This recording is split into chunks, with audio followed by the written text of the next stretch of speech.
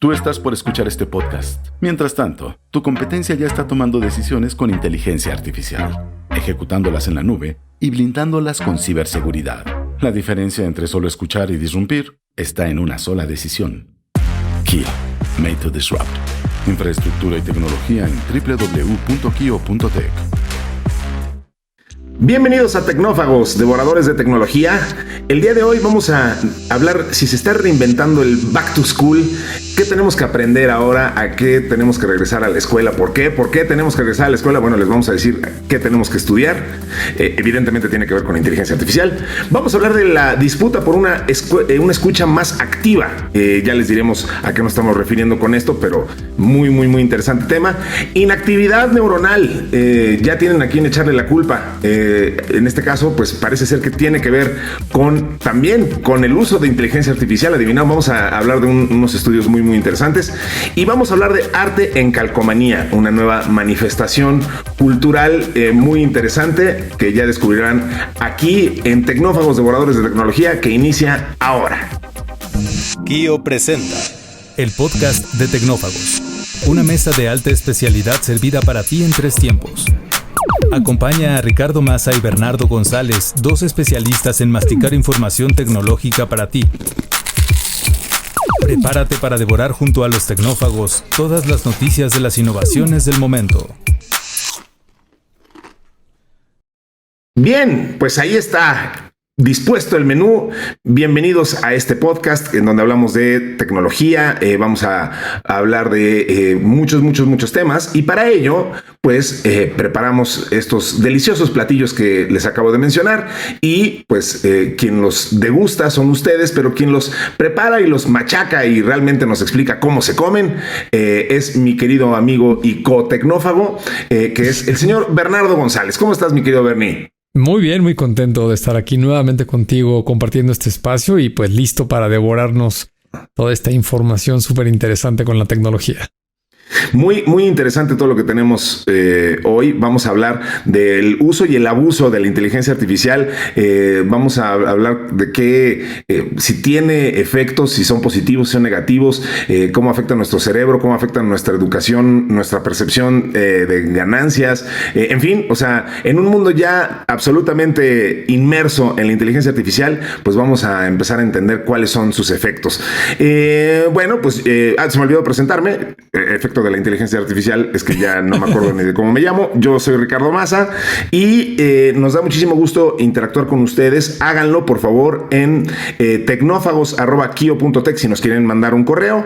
Únanse a nuestro grupo de Telegram. Ahí estamos. Descargan la aplicación de Telegram si es que no la tienen ya.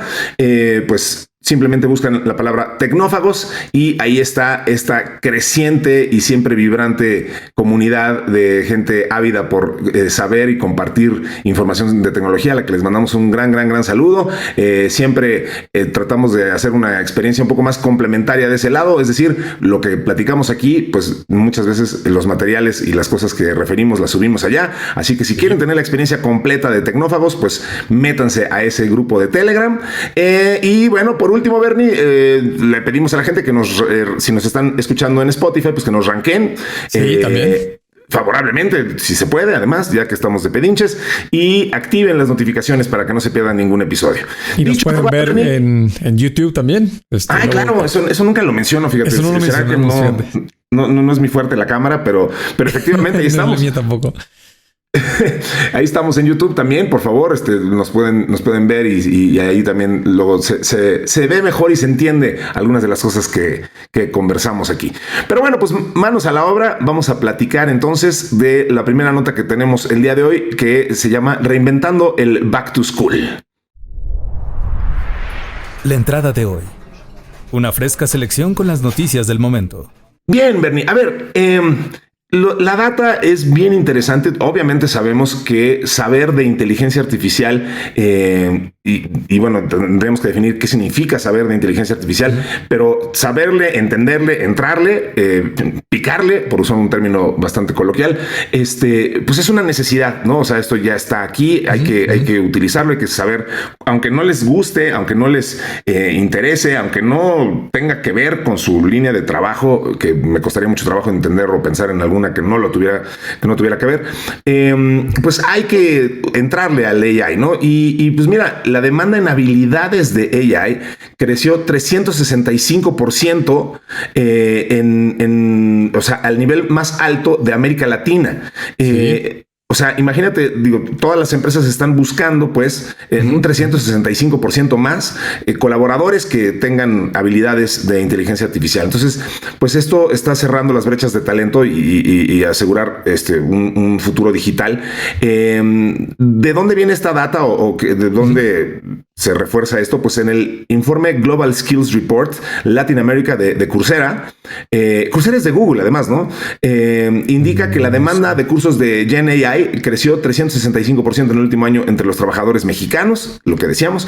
Esta es la tasa de crecimiento más alta de Latinoamérica, superando significativamente el promedio norteamericano del 135% y el promedio mundial del 195%. Al menos 84% de los empleadores en México ofrece primas salariales a los candidatos con microcredenciales enfocadas en AI, específicamente en AI generativa. Entonces, bueno, pues en este escenario queda claro algo, Bernie. Necesitamos aprender, estudiar y regresar a la escuela ahora a entender inteligencia artificial. ¿Qué retos encontramos? Bueno, pues uno, una educación, que se imparta una educación pues confiable y buena y certera en ese sentido. Hay ofertas, sin duda, pero pues no siempre es fácil encontrarlas. Y una última anotación, como siempre, pues el tema de las mujeres. Hay también un gap. El famoso techo de vidrio, el glass ceiling, sigue operando y bueno, pues las mujeres tienen también menos oportunidades en este nuevo mundo digital. Las mujeres están percibiendo menos dinero por hacer el mismo trabajo. También eso sigue siendo cierto en el tema de la inteligencia artificial. De acuerdo con un estudio realizado por Henry, ¿quién es Henry? Aquí no tengo bueno, de acuerdo con un estudio que ahorita les doy bien la fuente, el 35% de las mujeres en Argentina, Colombia y México ven en la tecnología su futuro profesional. Sin embargo, 26% menciona que la falta de tiempo y dinero les impide capacitarse. ¿Qué opinas de esto, Bernie? O sea, evidentemente, pues hay que estudiar inteligencia artificial, pero pues tiene sus bemoles y el tener que estudiar algo, evidentemente nos quita tiempo de poder trabajar y hay gente que simplemente pues no tiene ese tiempo. Que estamos entre la creación de una brecha. ¿Cómo lo ves? Sí, es muy interesante esta nota y sobre todo porque destaca México, destaca la región de Latinoamérica. Ahorita vamos a explicar por qué, pero dentro de ella, México muy particularmente. Y antes de dar más comentarios, nada más déjame hacer un paréntesis de la pregunta que me hacías. Si Coursera es parte de la empresa Google, la respuesta es no. Sigue siendo una compañía independiente. Pero fíjate que ahorita que lo busqué en ChatGPT para estar seguro de lo que iba a comentar. Sí. Yo no sabía que fue fundada en 2012 por un señor que se llama Andrew Ng, así lo conoce todo el mundo, Andrew Ng. Lo pronuncian Andrew Ng, se pronuncia Ng, pero sí, muy conocido teórico y académico del AI, ¿no? O sea, muy así es. Autor también. Ajá, es una persona muy destacada en el ámbito de la inteligencia artificial. Acabo de ver aquí algunas cosas que no las tenía yo tan presentes. Creció en Hong Kong, Singapur, estudió en Stanford y luego fue cofundador del proyecto Google Brain. Tal vez por ahí tenías tú la referencia. Sí, luego fue el científico de datos de Baidu, que es una empresa china. Sí. Y lo relevante es que yo he visto muchos cursos y los he tomado en una página que se llama deeplearning.ai y la recomiendo muchísimo porque casi todos los cursos o la gran mayoría son gratuitos y hablan muy particularmente de estas nuevas tecnologías, herramientas, incluso metodologías que las personas pueden aplicar en sus empresas. Entonces, si le quieren echar un vistazo ahí, es algo que viene mucho al caso con esta nota, ¿no? Y oye, los números perdón, antes de que pases a otro punto, yo también quisiera recomendar que hay que seguir a Andrew Ng. Es bastante activo en X, antes Twitter, y aprende uno mucho y pone links bien, o sea, es denso, pues hay que entenderle y hay que saberlo un poquito para poderle seguir el paso al señor, pero sin duda es bien interesante. Sí, la verdad que está muy interesante seguirlo. Y de estos datos que nos dabas, donde México está creciendo un 365% en el interés hacia capacitarse, pues es muy relevante porque el promedio global es de 195. O sea, hay un gran interés a nivel mundial. Eso es una una realidad. A la gente le preocupa la inteligencia artificial y muchos de ellos se están ocupando en leer, entender y sobre todo aprender para poderla aplicar en su trabajo, en su vida personal, etcétera. Luego, si nos vamos a la región de Norteamérica, ahí tuvo un crecimiento del 135%. Entonces, que México esté triplicando el interés por la inteligencia artificial me parece extremadamente relevante, ¿no? Y luego, este informe y también algunos otros ya lo habían mencionado. Fíjate que sucede una cosa bien peculiar con al menos el interés que muestran las personas y que se refleja de manera directa en el tema de la capacitación. Los países más interesados de manera general son los que están en vías de desarrollo. Ya lo decía yo, México encabeza esta lista. Por ejemplo, Brasil también tiene un 220%. Pero del otro lado de la moneda, sí, hay países que evidentemente la gente por alguna razón no se interesa tanto. Al menos en un estudio que vi yo por ahí, que fui a dar una plática y en el material que estaba preparando lo revisé, me llamó mucho la atención que Japón estaba encabezando la lista de los menos interesados, ¿no? Con solamente un 65%, que digo, tiene un crecimiento muy importante, pero si lo comparas con el resto de los países, pues es pequeño, ¿no? Alemania también con un 90% y por ahí algunos de los países nórdicos. Parece ser que la razón es que las economías desarrolladas pues ya no ven como mucho margen de oportunidad de cómo mejorar en su trabajo o tal vez tienen una mayor estabilidad y por esa razón ya no les preocupa tanto incorporar nuevas habilidades a sus funciones y tal vez por ahí vaya el desinterés.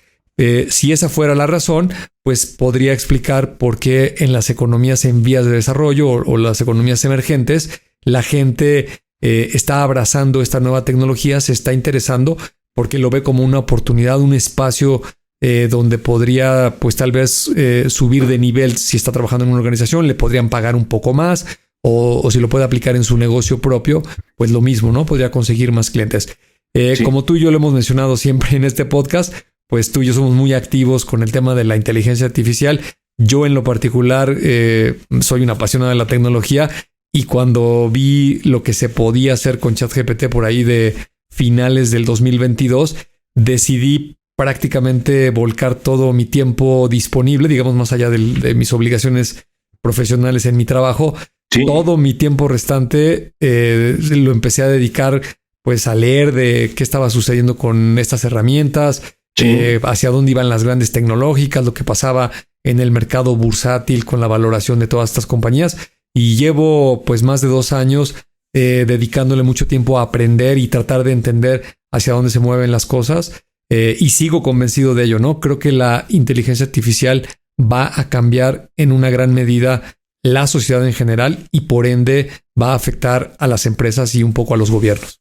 Sin duda, sin duda. Y bueno, además yo creo, y lo hemos platicado, estamos todavía en el inicio de esto, ¿no? O sea, todavía estamos hablando de si estuviéramos hablando de tendencias en marketing o del customer journey, como le dicen los marqueteros o le decimos los marqueteros, pues apenas estamos con la fase de los early adopters, ¿no? O sea, todavía, ahorita ya el AI ya propagó y muchísima gente lo utiliza y bueno, pues este tipo de estudios nos lo confirman, pero creo que todavía no hemos ni siquiera empezado a entender el impacto que esto tiene y estamos lejos de llegar todavía a la culme. Entonces, pues parece ser que todavía hay mucha historia por escribirse y pues coincido contigo, hay que seguirlo estudiando y entendiendo. En lo que nos explicabas esto, revisé rápidamente la página que recomendaste, la de Deep Learning, y está buenísima porque además ahí se pueden descargar gratuitos. Bueno, tienes que dejar tu correo electrónico. Sí.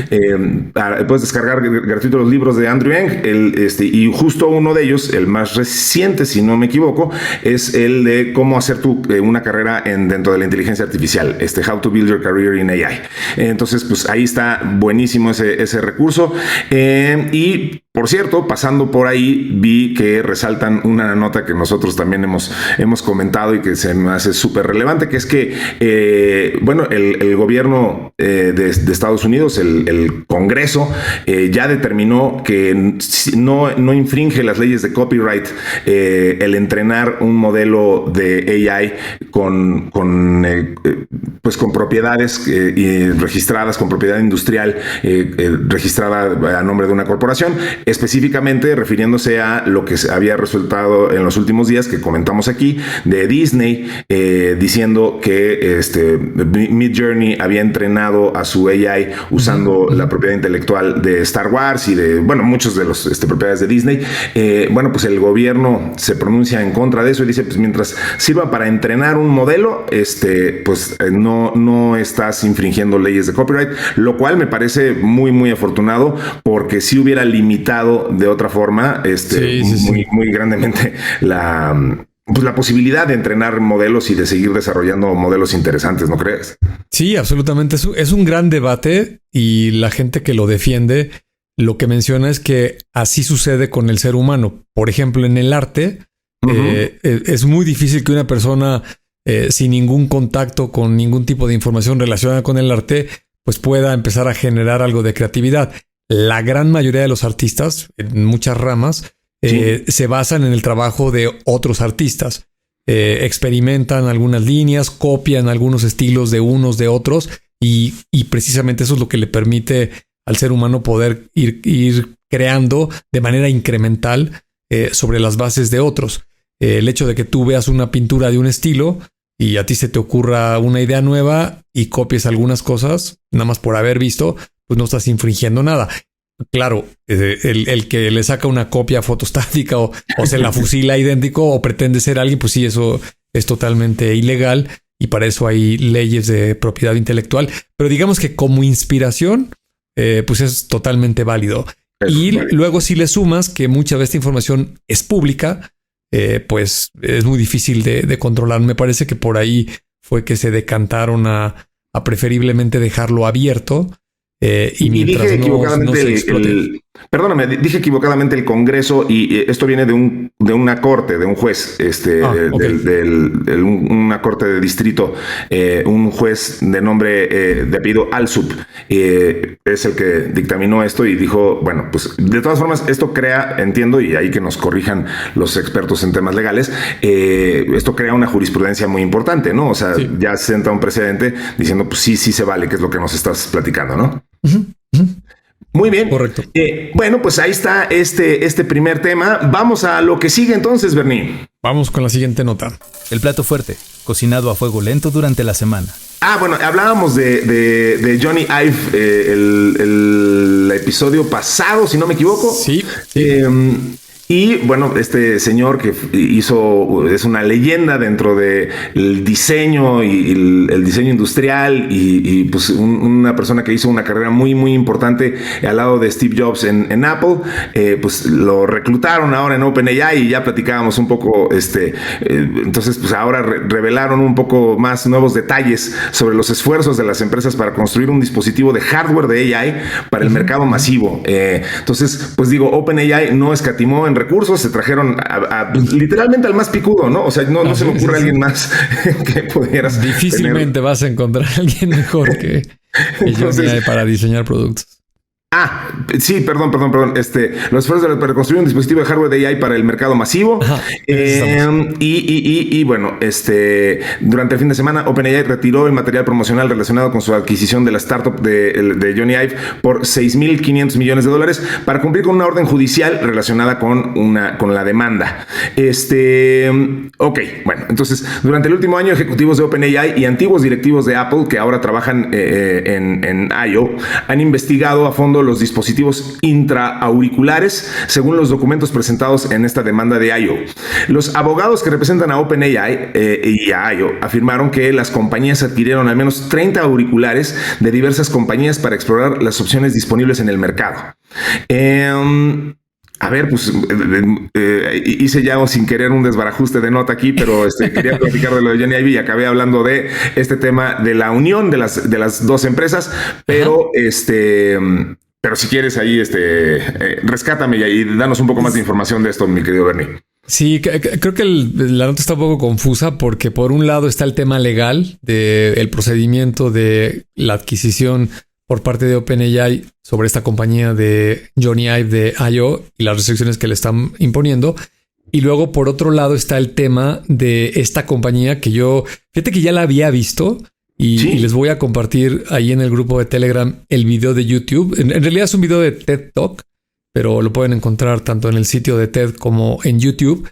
Y es de un señor bien interesante que al menos cuando yo lo vi no había caído en cuenta así como tal de ese concepto. Se llama Jason Rugolo. Y él está proponiendo una computadora basada en audio. Es una empresa que salió, es como un spin-off o fue fondeada de alguna manera por la división de Moonshots de Google, los Google's X. Sí. Y esta compañía, ya lo verán en el video, no es otra cosa más que un auricular, digamos que tiene como un círculo externo, como si fuera un plato de estas tribus africanas que luego son muy dados a ponerse en los labios y en las orejas. Expansores y esas cosas. Esos expansores, exacto.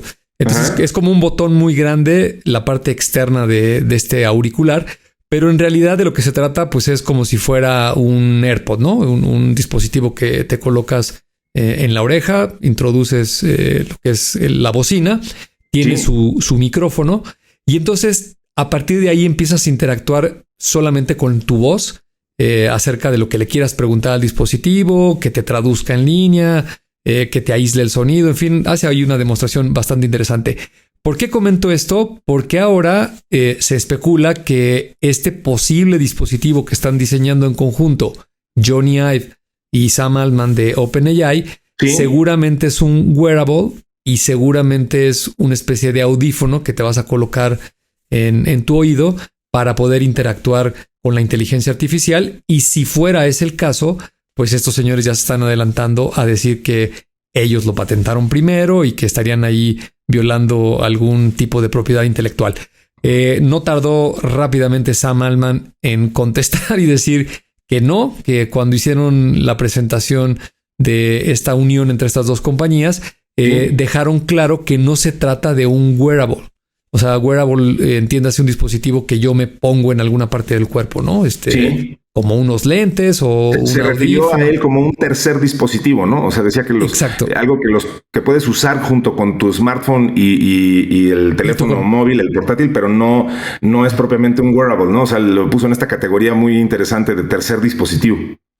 Exacto, en un tercer dispositivo, ¿no? Entonces, fíjate que me encontré un video que también se los voy a compartir ahí en el grupo de Telegram. Ahora he estado muy visual. Es de estos que estás ahí tonteando, scrolleando al infinito en una red social. Estaba en la plataforma de X. Sí. Y me encontré un video tipo Hair, nada más que está más chistoso porque es como un hindú que está dormido y suena el despertador y se levanta y empieza a interactuar con una voz. Sí. Y es de Eleven Labs, esta compañía que se ha especializado mucho en voces, avatares y todas estas cuestiones, ¿no? Sí. Pero si le ponen atención al video, tal vez, estoy especulando, haya por ahí un hint. Digo, no tiene nada que ver porque Eleven Labs es una compañía totalmente independiente, pero tal vez es eso a lo que se refiere Sam Altman, ¿no? Porque este señor todo el tiempo que habla está volteando al techo, ¿no? Es como si estuviera hablando con un ser supremo, alza la vista y es como se dirige a esta voz que seguramente está en su casa de alguna manera porque con alguna bocina o algo, ¿no? Sí. Entonces está muy chistoso porque si unes las piezas de todos estos comentarios, que evidentemente nadie ha dicho exactamente de qué se va a tratar este dispositivo, pues tal vez vaya a ser una cajita, una bocina o algo que sea pequeño y lo traigas contigo, pero la idea es que lo pongas en donde te pongas a trabajar, en tu recámara, en tu buró, o si estás en la oficina lo pongas sobre tu escritorio, o correcto, tal vez si vas en el auto, lo pongas ahí en la consola en medio donde puedas escucharlo. Y la idea es que no le tengas que estar poniendo mucha atención, pero esté presente, porque este dispositivo tendría que estar sensando con un micrófono los sonidos de alrededor. Idealmente, pues debería tener una cámara también para ver más o menos qué está pasando. Sí. Podría tener otro tipo de sensores ya si le quieres echar mucho la imaginación.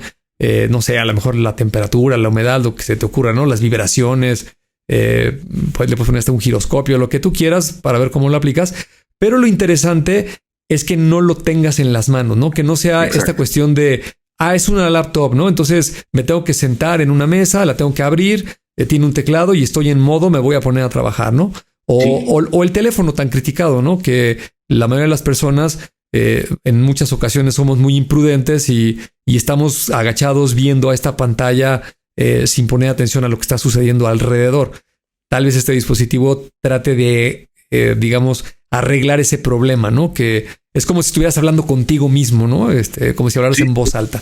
Me parece que tal vez vaya por ahí el tema de este dispositivo, pero bueno, sin lugar a duda, cuando lo lancen, por ahí dijeron que iba a ser en 2026, no dijeron si al principio, en medio o al final, pero hay que estar muy pendientes porque podría ser un dispositivo que, como el iPhone, marque un antes y un después, o podría ser uno más en la carrera de identificar cuál es ese dispositivo del futuro, ¿no?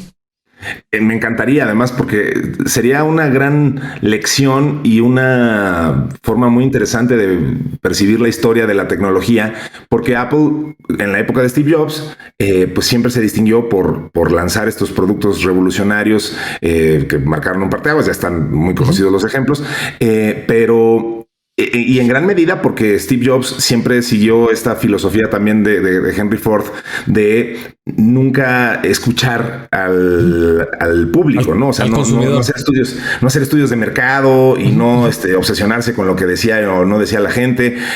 Ambos decían, tanto Henry Ford como Steve Jobs decían que pues, el público la chamba del público no es saber lo que quiere. La nuestra sí es saber qué es lo que les pueden querer y de darles cosas innovadoras. Entonces sería bien interesante que ahora viéramos esa nueva iteración y este nuevo momento revolucionario de una empresa ya ajena a Apple, pero con el talento de Johnny Ive y pues obviamente con el background y con toda la fuerza de OpenAI y con la visión de Sam Altman, pues creo que construiría mucho sobre la mística del propio Altman, ¿no? Que también se está posicionando como uno de estos nuevos gurús tecnológicos y sin duda, digo, no sé qué opines. Hemos hablado mucho de Demis Hassabis y otras personas así, pero me parece que Sam Altman sigue siendo hoy en día el poster boy de la revolución del AI, ¿no? O sea, creo que me cuesta mucho trabajo pensar en quién más pudiera ser a quien pondrías en la foto de la portada del libro de la inteligencia artificial, ¿no? Es como el más popular hoy en día todavía, ¿no? Entonces, sí, fíjate que el libro de Empire of AI, que por lo que leí de las críticas y las reseñas, igual si alguien ya lo leyó en el grupo y nos quiere dar alguna pista más detallada de qué se trata, estaría muy bueno. Sí. Pero por lo que yo leí en la reseña, me parece que es una crítica hacia Sam Altman y hacia OpenAI, ¿no? Y no sé, como que no estaba de humor como para bajarlo y todavía no me animo a comenzar a leerlo, pero eventualmente lo haré. Lo que sí es un hecho, si te pones a pensar y lo ves fríamente y objetivamente, es que la inteligencia artificial, hablemos de la nueva generación, ¿no? Esta que surgió a partir de 2010, después de que se cruzó el invierno donde no había muchos avances. Sí. Era una rama de la tecnología que estaba dedicada exclusivamente a grandes tecnológicas altamente sofisticadas. A los Facebooks, a los Googles y a los Netflix de este mundo. A los algoritmos de recomendación, ¿no? A Amazon, por ejemplo. El resto de los ciudadanos, pues, no la veíamos, ¿no? Teníamos que creer. Era como cuando alguien habla de la energía nuclear, pues desafortunadamente nadie puede ponerse a jugar y hacer un reactor en su casa porque es muy complejo, muy sofisticado, incluso tiene riesgos y pues eso está restringido para ciertas empresas, ciertos gobiernos, ciertas condiciones. Pero lo que sí hizo Sam Altman es que rompió con ese, pues digamos, resguardo que tenían estas compañías. Por ahí Lex Fridman acaba de entrevistar hace varias semanas a Sundar Pichai, el CEO de Alphabet, y le hizo la pregunta, ¿no? Le dijo, oye, perdona que te haga esta pregunta ruda, pero pues mucha gente piensa que Google se durmió, que Google no reaccionó y cuando se dieron cuenta de lo de OpenAI y la respuesta de Sundar Pichai, muy diplomática, es, oye, es que sí teníamos la tecnología y sí sabíamos, pero digo, no uso esas palabras para que no me vayan luego a crucificar ahí en el grupo que ando diciendo cosas que no son. No uso literalmente esas palabras, pero de alguna manera dio a entender muy políticamente que no querían meterse en problemas, ¿no? Veían mucho más riesgos que los beneficios que pudiera dar en ese momento la tecnología. Claro, tienes que tomar en cuenta que es Google, ¿no? Google es una compañía súper poderosa con muchísimo dinero y muchas cosas en las cuales estar entretenida que se pudo dar el lujo de decir, oye, pues no lo saques todavía. Y Sam Altman, lo que sí le tenemos que reconocer, la humanidad entera, nos guste o no, es que se atrevió y fue la persona que dio el paso y lo abrió abruptamente al mundo. Y te guste o no lo que haya sucedido, estés de acuerdo o no con la inteligencia artificial, hay un antes y un después, ¿no? Sí. Así va a quedar marcada la historia, cómo era la vida antes de que lanzaran ChatGPT y cómo es la dinámica después de ChatGPT.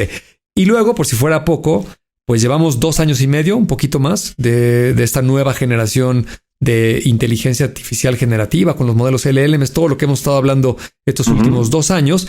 Sí. Y sin lugar a duda, OpenAI es la empresa que lleva la batuta. De repente se le acerca un DeepSeek y de repente Google hace muchos lanzamientos y que Anthropic y lo que tú gustes y mandes. Pero si hicieras un resumen igual con datos duros, objetivos, bien planteados, sin lugar a duda, OpenAI sigue estando arriba de las demás y sigue marcando la pauta de alguna manera lo que está haciendo. Hay muchas otras compañías, hay muchos otros modelos, hay un montón de herramientas. Y cada semana surge uno diferente y cada semana probamos un nuevo modelo de AI generativa y etcétera. O sea, eso no se ha detenido, pero sí, efectivamente, OpenAI y ChatGPT en particular sigue siendo como el producto más popular. Y si bien en todas sus modalidades aparentemente ya hay quien lo supere y quien lo haga más especializado y tal. Y eso, bueno, eso es la ley de la oferta y la demanda y qué bueno que sea así, ¿no? Así es, absolutamente de acuerdo. Bueno, pues vamos con lo que sigue entonces, mi querido Bernie. Vamos con lo siguiente. Lo que sigue se lleva el premio por ser la nota que más me han reenviado en los últimos días. Todo el mundo le causó muchísimo revuelo. Seguramente ustedes también ya lo vieron en alguna de sus redes sociales o ya también se las reenviaron como a mí. Se llama inactividad neuronal y pues en esencia se habla de que el uso de la inteligencia artificial cambia la forma en que funciona el cerebro. De acuerdo con un estudio liderado por la investigadora del MIT Media Lab, Natalia Kosmina, el uso frecuente de chatbots como Gemini o ChatGPT en textos académicos está teniendo un efecto negativo en los cerebros de los estudiantes al reducir significativamente su actividad neuronal. Aquí, ¿qué hicieron? Hicieron un estudio de 54 alumnos y se les pidió hacer un ensayo académico, un essay, dirían en Estados Unidos, de estos que te piden para entrar a la universidad, ¿no? Entonces, y se hicieron 3 grupos, uno que pudiera utilizar AI, uno que usara plataformas de búsqueda tradicional, digamos como Google, qué impresión que eso ya es anticuado y legacy, y un tercero que no empleara tecnología, solo sus recursos mentales. Entonces, bueno, hicieron esos grupos, hacen los essays, luego se intercambian papeles, los que no podían usar AI ahora ya lo pudieron usar y viceversa, y todo el tiempo estuvieron monitoreando su actividad cerebral a través de electrodos y comprender el funcionamiento neuronal mientras realizaban estas tareas. Entonces les hicieron electroencefalogramas y además los entrevistaron y les hicieron evaluaciones y según el estudio, todos los grupos y todos los textos usaron lenguajes muy similares. O sea, no hubo una diferencia así muy sustancial en la profundidad de los textos, ¿no? Pero sí hubo una diferencia muy importante en la actividad cerebral, pues la actividad neuronal disminuyó hasta en un 55% conforme aumentaba el uso de la inteligencia artificial, además de que la propia herramienta asumió una parte importante del esfuerzo cognitivo. Por otra parte, el grupo que no tuvo asistencia de la inteligencia artificial mostró redes neuronales más robustas, de mayor alcance. Para la segunda etapa del estudio, quienes fueron excluidos del uso de la IA tuvieron menor actividad cerebral relacionada con la atención. O sea, esto puede sugerir que pudiera haber consecuencias, digamos, perjudiciales en el proceso del aprendizaje a largo plazo. Dicho de otro modo, los que primero usaron AI y luego ya no la usaron, tuvieron menos actividad neuronal que los que lo hicieron al revés. Esto sugiere que el utilizarla no solamente te disminuye la actividad neuronal mientras la utilizas, sino después, ¿no?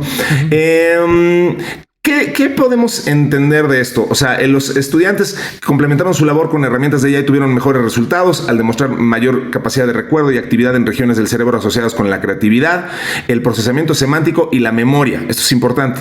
Entonces, bueno, el uso de la AI no es en sí algo negativo. Hay que transitar de un nivel de uso a uno de apropiación de la tecnología, es decir, que se use en los momentos adecuados sin que se comprometa el aprendizaje. ¿Qué entendemos de todo esto, Bernie? De entrada, ¿es relevante? ¿Sería importante esto? O sea, que disminuyera tu actividad neuronal cuando estás utilizando una plataforma y estás trabajando frente a una computadora. Pues uno entendería que es normal, pues supongo que también disminuye cuando estás viendo la televisión. O sea, no sé, quisiera tener un poco más de contexto porque sí, todo el mundo ya se fue sobre esto diciendo la inteligencia artificial te hace estúpido y no, pues yo ya era estúpido desde antes, ¿no? Entonces, no hay por qué estarle echando la culpa a ChatGPT. No sé qué opines. Sí. Mira, el tema es polémico y voy a dar mi opinión. Cuando la leí, lo primero que pensé es que tiene un sesgo mediático importante, ¿no? O sea, dicho en otras palabras más coloquiales, me parece una nota muy amarillista. Para empezar, el estudio lo hicieron con 54 estudiantes, ¿no? De una sola institución. Entonces, es un grupo, una muestra bastante limitada. Luego, a lo mejor voy a pecar de simplista y discúlpenme si hay alguien aquí muy académico, muy rigurista con todos estos estudios, pero voy a hacer mi analogía predilecta, que la he mencionado ya muchas veces, donde me voy a remitir a finales de los años 60, ¿no? Sí. Si tú ibas a la tiendita y agarrabas 15 productos con diferentes precios, pues el tendero sacaba una hoja de papel en blanco, un lápiz y anotaba una lista con 15 números, los 15 precios, y lo sumaba 3 veces, ¿no? Si a ese señor de la tiendita le hubieran hecho este estudio cerebral, hubiera salido una gran actividad cerebral, pues porque está sumando, ¿no? Es muy evidente. Ahora, si a ese señor lo pones en 1973, cuando ya apareció la calculadora electrónica de Texas Instruments, y le das una calculadora y suman los precios con una calculadora, me parece a mí que la actividad cerebral se va a ver notablemente reducida, ¿no? Es bastante obvio.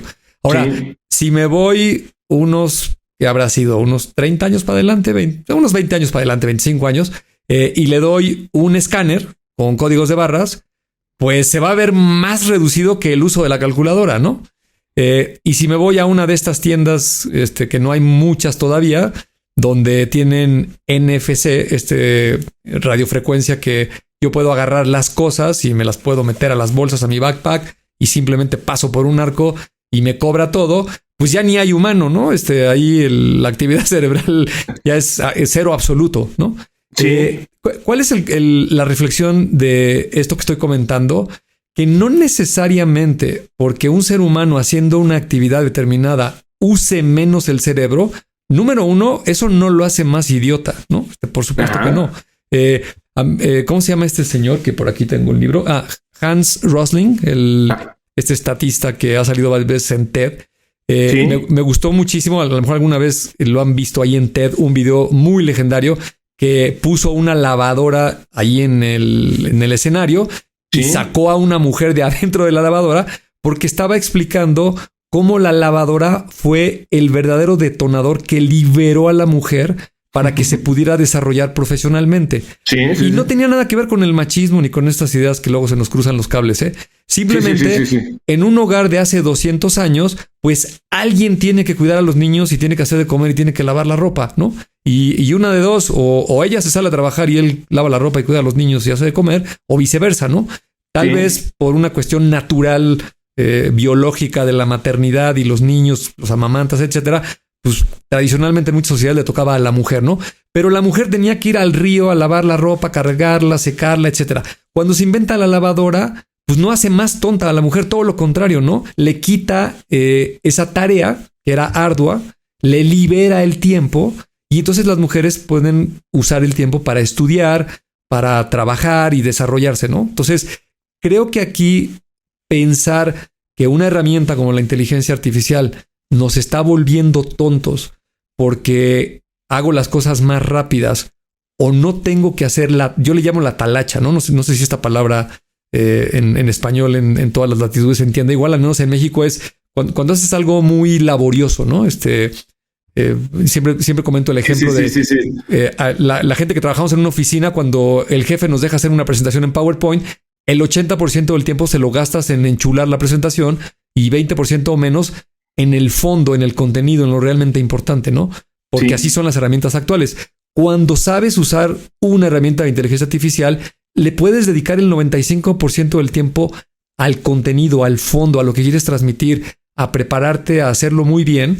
Y la talacha de los slides y los bullets y enchularlo y las gráficas, pues ahora estas herramientas te las hacen en unos cuantos segundos, ¿no? Entonces, mi reflexión es, yo no estoy de acuerdo con al menos el enfoque que le dan al estudio, porque evidentemente esta es una herramienta que te está simplificando una serie de pasos que antes teníamos que hacer y que ahora se pueden hacer de una manera más rápido. Ahora, si yo en vez de escribir un ensayo y usar mi cerebro y ordenar mis ideas, todas estas cuestiones que es algo que te da la escritura, uso la herramienta y resuelvo el problema en 3 minutos y después voy y me tiro en un sillón a ver la tele, pues sí, eso no me va a ayudar mucho, ¿no?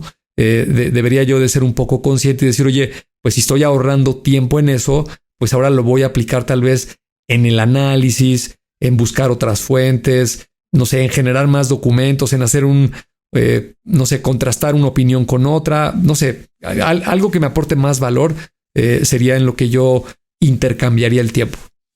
Sí. Yo estoy totalmente de acuerdo y me encanta la alegoría que haces de la tienda, porque creo que sí, o sea, estamos comparando, yo creo que 2 procesos totalmente diferentes. Y aquí cualquier neurocientífico, por favor, que nos corrija y nos crucifique si es el caso. Pero pues sí, me parece que estás midiendo la actividad neuronal de una persona que está pensando y tratando de extraer las palabras de su cerebro y buscando formas de expresarse y comparándolo con alguien que está realizando un proceso más de búsqueda en una computadora en donde pues por necesidad pues la actividad cerebral es diferente, ¿no? Yo no sé si, o sea, vaya, queda claro que por el estudio que la actividad neuronal a lo mejor es menor, pero también sería interesante entender si sí son las mismas áreas neuronales las que se activan, con lo cual quiero decir, si es el mismo proceso de pensamiento el que estamos haciendo en una actividad y otra. A mí me parecería que no. Me parecería que cuando estamos pensando y tratando de crear algo, y como bien dices, el contenido de algo y buscando las palabras en nuestro cerebro y tratando de redactar, pues estás en un proceso muy inmersivo. Y en cambio cuando estás escribiendo prompts y pidiendo una búsqueda en Google o en AI, pues es otro proceso muy diferente y yo podría casi apostar que se prenden otros foquitos diferentes, otras áreas del cerebro deben ser las que se activen. En fin, ya nos corregirán y alguien nos podría dar más información al respecto, lo cual le agradeceríamos muchísimo. Pero bueno, pues ahí está entonces esta nota. Como bien nos explica Bernie, pues hay que tomarla con un grano de sal. O sea, no es verdad que la inteligencia artificial te haga tonto, y no, eso no lo comprobó ningún estudio del MIT. Hay que entender las cosas dentro de su contexto. Eso decían de los videojuegos, ¿no? Bueno, y la generación que la que está ya en el mercado laboral desde hace algunos años. Sí. Pues es una generación, uno que nació con la televisión. Sí. Nació con hasta el teléfono. Yo creo que ya hay unos que ya están trabajando, de los que empezaron con los smartphones o claro, están en la universidad. Sí, los Zetas y los alfas, que algunos ya tienen 20. Y no me digas que estamos viviendo en una sociedad retrógrada, ¿no? Donde digas, oye, pues es que ahora ya no hay gente inteligente, ¿no? Y ahora ya no hay desarrollo tecnológico y ahora ya no hay cosas positivas porque lo bueno era antes, ¿no? La generación de mi abuelito es los que sí eran inteligentes. Pues no. Es más, alguna vez leí un artículo, no lo ubico ahorita de cuál era la fuente, pero está demostrado cómo al pasar de las generaciones, al menos en la medida del IQ de las personas, ha ido en incremento, ¿no? Sí. ¿Por qué? Porque al tener más información, más medios, digamos, la inteligencia está muy relacionada con la experiencia. Entonces, si te remontas a la época de los romanos o los griegos, pues, ¿cómo puede una persona adquirir muchas experiencias? Pues solamente viviéndolas. Así es. Y las 24 horas del día es tremendamente limitado. En cambio, esta generación, pues puedes leer y no solamente luego cuando dices leer, o al menos los de mi generación nos imaginamos un libro, ¿no? Pero sí. Yo sí estudié teniendo que ir a una biblioteca, ¿no? Tenías que trasladarte en un coche y ir al tarjetero y gastabas un montón de tiempo y cuando encontrabas 2, 3 libros o ¿qué te gusta? 10 exagerado, que te prestaran 10 y te los llevaras a tu casa, pues el conocimiento era extremadamente limitado, ¿no? Una tarde pegado en Google 2 horas, puedes consultar 100 veces o 500 veces más esa información. Y ahora si le agregas inteligencia artificial, multiplica eso por 1000, ¿no? Así es. Y al rato se va a inventar otra cosa que lo va a multiplicar por 1,000,000 y esto va a ir creciendo, ¿no? Va a ir cada vez. Al rato Neuralink nos va a implementar ya esos conocimientos de forma directa. Así que sí. Y yo personalmente no puedo esperar, dicho sea de paso. Bueno, Bernie, pues vamos con nuestra última nota del día de hoy, que se llama Arte en Calcomanía. Siempre queda un espacio para el postre. Y bueno, pues una nota bien interesante. Me costó trabajo de entenderla. Creo que hoy ando particularmente descerebrado. Ustedes disculparán, pero Te agarré desencanchado, de una disculpa, porque estamos grabando de manera anticipada. Normalmente no grabamos en este día, en este horario. Correcto. Es porque me voy a ausentar y lo cual agradezco mucho que estés aquí. No, por favor. Todo sea con tal de que tú te puedas ir de vacaciones. Nada más Diana Álvarez es la única que se va de vacaciones aquí. Claro, yo dije, ya como que nada más Diana se va, yo no. Pues ahí voy. Exacto, ¿no? Entonces, todo sea por dar un servicio a la comunidad. Hablamos de un investigador del MIT, ya mencionado en la nota anterior, creó una máscara digital. Que por cierto, la primera, o sea, ahorita que lo leí, dije una máscara, pues pensé en algo que te pondrías en la cara, ¿no? No, es una máscara como en el sentido de una película, de una superficie que recubre algo, una máscara digital que rellena las partes dañadas o descoloridas de las pinturas en horas y sin pegarse a ellas. Tras escanear el cuadro, un sistema de inteligencia artificial detecta las zonas dañadas y propone soluciones. Está fantástico. O sea, el AI lo que hace es algo que ya hace muy comúnmente un AI, que es asumir y entender una secuencia, ve un cuadro y dice, pues aquí lo que falta es este cuadro, ¿no? Este cuadro negro, pues lo que tendría que tener es una continuación de esta foto del mar que estoy viendo. Entonces lo asume y propone entonces estas soluciones. Esto lo hizo un investigador llamado Kachkin, investigador del Departamento de Ingeniería Mecánica del MIT y restaurador aficionado de obras de arte. Entonces me encanta porque es literalmente usar AI para incrementar, para potencializar tu trabajo, ¿no? Este cuate sí que lo hizo literalmente. O sea, me gusta, soy restaurador de obras de arte. Pienso qué puede hacer el AI por mí y en este caso pues creó esta especie de calcomanía que se apoya en un sistema de inteligencia artificial para restaurar obras de arte, como decíamos. Entonces, bueno, pues esto, digo, ya desde hace unos años el escaneo y creación de una copia digital pues han revolucionado la restauración de cuadros. La calidad del aire, la luz, los cambios de temperatura, reacciones químicas o el simple paso del tiempo dañan las pinturas, como sabemos. Entonces, la evaluación de daños es el primer paso en todo intento de restaurar una obra. Luego viene la estabilización, la limpieza de suciedades o añadidos posteriores y acaba con el retoque en sí, la llamada reintegración cromática, que es una forma rimbombante de decir lo vuelven a pintar, ¿no? Ya sabiendo qué era lo que queremos restaurar. Con una copia digital todos los pasos se pueden ensayar virtualmente. Entonces, y esta máscara de Kachkin lo hace en el acto, restaurando toda la pintura a la vez, como quien le pone uno de estos protectores de pantalla plásticos al celular, pero lo que es muy interesante de este polímero, Bernie, es que, bueno, que se adapta a la topografía del cuadro, pero además no se adhiere directamente a la tabla. Es una de las cosas más novedosas de esta idea. La restauración es reversible, o sea, lo puedes quitar. Todos los componentes están unidos con barniz de conservación y ni la tinta ni las membranas portadoras entran en contacto directo con la pintura. Qué interesante. Y además, bueno, dice que esto puede mencionar como un registro de dentro de 100 años. La próxima vez que alguien trabaje con esta obra tendrá una comprensión extremadamente clara de lo que se hizo con la pintura. Y dice lo de los 100 años porque no es gratuito el número. Mediante un proceso de envejecimiento acelerado mediante rayos ultravioleta, él ensayó cómo su calcomanía mantenía sus colores todo ese tiempo. Entonces, efectivamente puedes conservar algo durante 100 años y luego restaurarlo utilizando este tipo de tecnología. Bien interesante. Sí, fíjate que me hizo pensar muchas cosas. A lo mejor ya está volando mi imaginación más de lo debido o más de lo que puede hacer este polímero que nos acabas de describir, pero las aplicaciones podrían ser muy interesantes. De entrada, y pido una disculpa porque yo no soy para nada especialista en arte, si digo alguna cosa que no sea así, pero me ha tocado leer o ver en algún documental que de repente hay mucha controversia en si alteras o no una obra, ¿no? Sí. puede ser un cuadro, una escultura, lo que a ti se te ocurra, que tenga un daño evidente, y entonces restaurarlo va a implicar alterarlo. Ahorita tú pusiste el ejemplo perfecto, ¿no? Esta pintura, imaginemos la pintura más controversial de toda la historia, ¿no? La Mona Lisa.